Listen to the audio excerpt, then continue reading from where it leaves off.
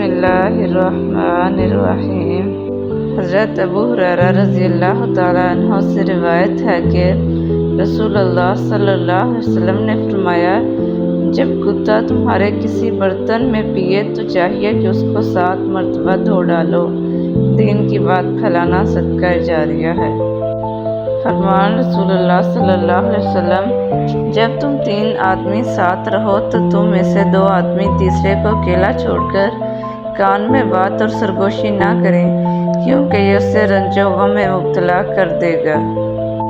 رسول اللہ صلی اللہ علیہ وسلم نے فرمایا، جنت میں آدمی کا درجہ بلند کیا جاتا ہے، وہ کہتا ہے یہ کس وجہ سے ہوا؟ اسے کہا جاتا ہے تیری اولاد کے تیرے لیے دعائے مغفرت کرنے کی وجہ سے۔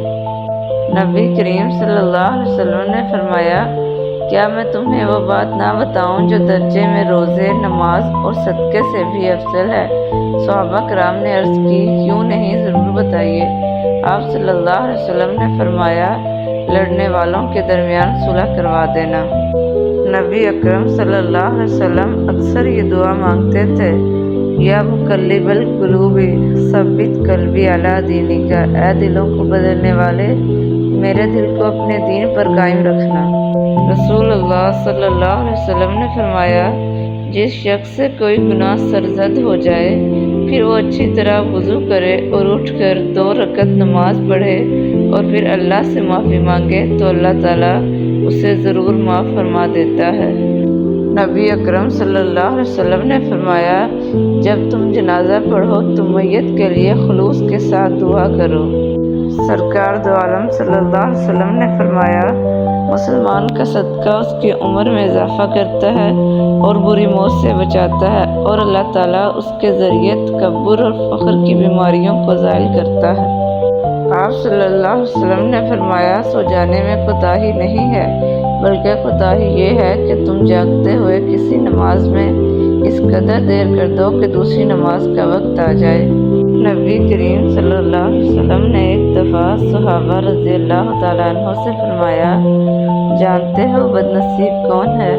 صحابہ رضی اللہ تعالیٰ عنہ نے عرض کیا، اللہ اور اللہ کا رسول ہی خوب جانتا ہے۔ فرمایا، نبی کریم صلی اللہ علیہ وسلم نے، بد نصیب بے نماز ہے، کیونکہ بے نماز کو اسلام سے کچھ نصیب نہیں۔ رسول اللہ صلی اللہ علیہ وسلم نے فرمایا، جس شخص کے ساتھ اللہ تعالیٰ بھلائی کا ارادہ کرے، اسے دین کی سمجھ عنایت فرما دیتا ہے۔ رسول اکرم صلی اللہ علیہ وسلم نے ارشاد فرمایا، نامحرم عورتوں کے پاس جانے سے بچو۔ ایک انصاری صحابی فرمانے لگے، یا رسول اللہ، خاوند کے بھائیوں، دیور اور جیٹھ وغیرہ سے متعلق آپ صلی اللہ علیہ وسلم کا کیا حکم ہے؟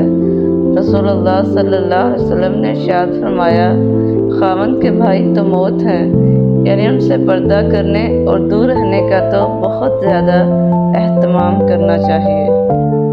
حضور صلی اللہ علیہ وسلم کا ارشاد ہے کہ بہت سے روزہ رکھنے والے ایسے ہیں کہ ان کو روزہ کے ثمرات میں بھوکا رہنے کے کچھ بھی حاصل نہیں، اور بہت سے شب بیدار ایسے ہیں کہ ان کو رات کے جاگنے کی مشقت کے سوا کچھ بھی نہ ملا۔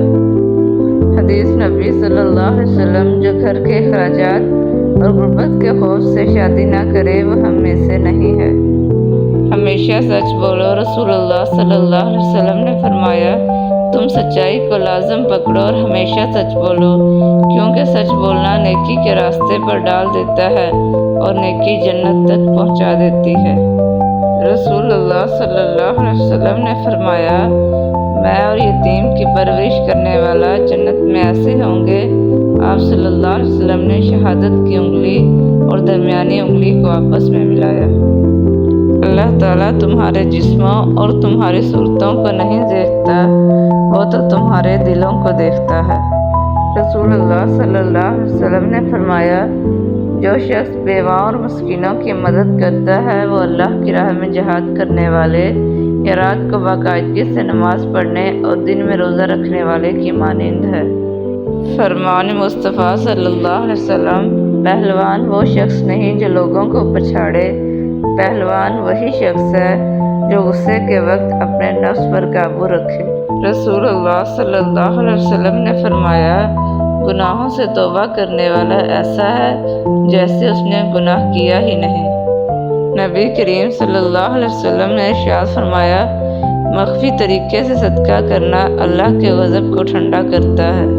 فرمان نبی صلی اللہ علیہ وسلم، جہنم میں ایک دروازہ ہے، اس سے وہی داخل ہوں گے جن کا غصہ کسی گناہ کے بعد ٹھنڈا ہوتا ہے۔